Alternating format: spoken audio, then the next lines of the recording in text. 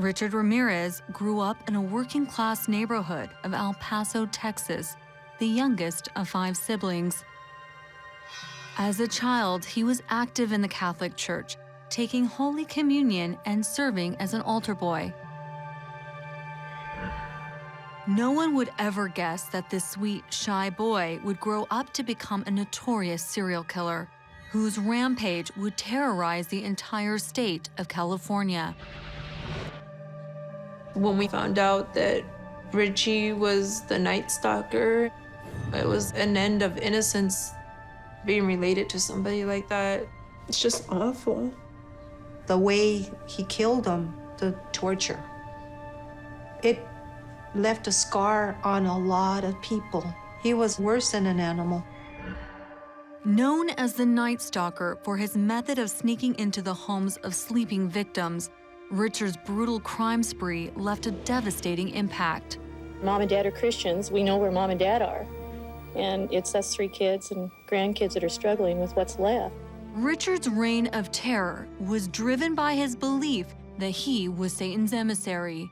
It was with this evil mindset that Richard broke into the home of Bill Carnes and Inez Erickson on an August night in 1985. The future looked real bright for me. I had a girlfriend and could have been wedding bells even in the future. Bill and Inez's relationship would not survive their traumatic encounter with the Night Stalker. I would like to meet Bill Kearns. My heart goes out to him. I want to express how sorry I am. My Uncle Richie's actions, they hurt all of us. Melissa, this is my mom, Sandy. Nice to meet you. Hi, Sandy Tapia. My mom just unfortunately got involved with the wrong man and with the wrong family. I was married to Robert Ramirez. That's Richard's older brother. The first time I met Richard, he told Robert that I was pretty. He kept eyeing me, you know. He was cute. He was a cute young guy. Before Richard Ramirez became the Night Stalker, he was a son and a brother. Serial killers have a life before they start murdering. They were good people at some point. I have good memories of my dad too, and that's really difficult to wrap my head around, is like, oh, he was good to me. What happened? Yeah, what happened? I mean, just his nickname, I heard you call him Richie. You know, I always wonder what makes someone become a killer. What do you think was the influence in Richie's life? I think my cousin, his name was Miguel. Richie started hanging out with my cousin Miguel when he was about 9 or 10. Miguel would get animals, and he started showing Richie how to cut the neck, like from one side to the other to hit the arteries to make them bleed out. He was bad. He needed help, and he wasn't an adult figure to take care of Richie or teach him right from wrong. Miguel fought in the Vietnam War, and some of the guys that go out and fight, they come back normal, and some of them, they come back messed up. And he went crazy. His cousin showed him pictures of Vietnamese women who his cousin had tortured, killed, and raped. He hurt these people and Pictures? he brought them back from Vietnam, and they were like really disturbing pictures that he showed my uncle when he was a little boy. Ramirez received a message in adolescence that fused together rage and violence, intimacy and sexuality. He was virtually trained to believe that killing and engaging in sadistic sexual behavior were normal. It just makes me speechless, you know, to think that he was a young boy and looking up to your cousin for guidance and direction and approval, probably. Exactly, yeah. In 2013, after spending 24 years on death row, Richard Ramirez dies behind bars at the age of 53.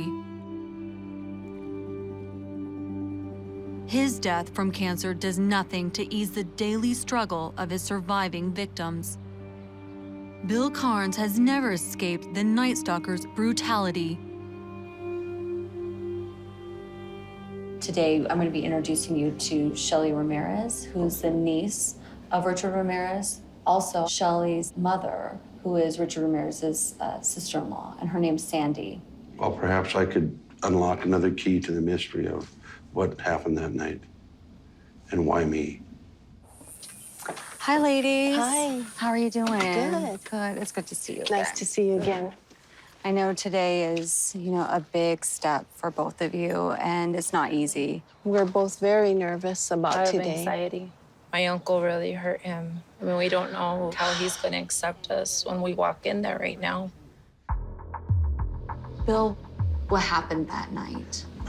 He broke into my home and multiple gunshot wounds to my head, twice in the forehead and once in the cheek, and then went to the girlfriend's bedroom and assaulted her. And I think she was spared because he said, get on your hands and knees and say you love Satan. She said, I just looked in the eye and says, no, I will not do that. I believe in Jesus Christ. And so yeah, that was it. And then she was able to go to the neighbors and get help for me. The bullets that went through my forehead destroyed the motor strip that controls the left side of my body. But the biggest thing, he took away my memory. And it bothered me that I couldn't remember these things. And I kept a notebook in my pocket all the time. I'd write information down. And then after the attack, you also lost your relationship with Inez, right? Yes. Mm-hmm. It got to a point where I had to question, was life worth living? Are you okay? Yeah, but Oh, I'm sorry. no, it's okay. I'm just sorry you went through that. I'm sorry that you lost your fiance. There's no words I can say to, make your life back the way it should have been. And, I'm really sorry for what he did to you. Yeah, Thank we you. both are very sorry for what you went through. We'd like to apologize to you for Richard Ramirez's actions. And I appreciate that. For the longest time after I got injured, I thought, why me? And I thought that I had done something wrong as a child or something. And that bothered me a lot. He had a very bad upbringing, and I'm not making any excuse for what Sure. he did. He ruined lives. But, Richie was sick. Nobody There's would no help him. excuse for what he did. He'd pick me out at random. Right. It was So just that- he was going from house to house Yeah. and choosing what house he thought he could possibly Yeah, the get easiest one into. to get into, yeah. And so totally random event. You're like an inspiration, Bill. You're really strong. I don't want to make you cry though, because I'll start crying. He took away the innocence of the world from us. That last name is what carries a legacy of somebody that hurt people, such as Bill and others. It's disturbing, and it feels so awful inside. Do you feel judged when you walk into a room with that last name? I have been judged. He's my uncle, and people tell me that I look like him. That's not really what I want to hear, but Sure. I want to start over, and Of course. I'm glad that I got a chance to meet you. And Thank you. I feel honestly relieved and I feel that if you could take away what happened, you definitely would. And so it makes me feel good. It puts wind back in my sails. Good.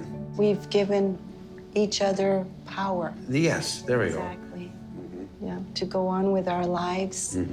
And hopefully you will get stronger. We're hoping for that. Well, thank We'll pray you. for you. And Don't give up. don't give Yeah, up. I feel like a big relief. I'm happy that I got to meet Bill. Nice to meet you. He really got to my heart, and he shouldn't have gone through what he went through. he's a fighter. Nice to meet you. He's a really good person. I'm glad that I met him. Coming into this meeting, I had a little bit of animosity and I guess you could say the fear of the unknown, but it turned out very well and I'm glad I attended. And I can put it to rest.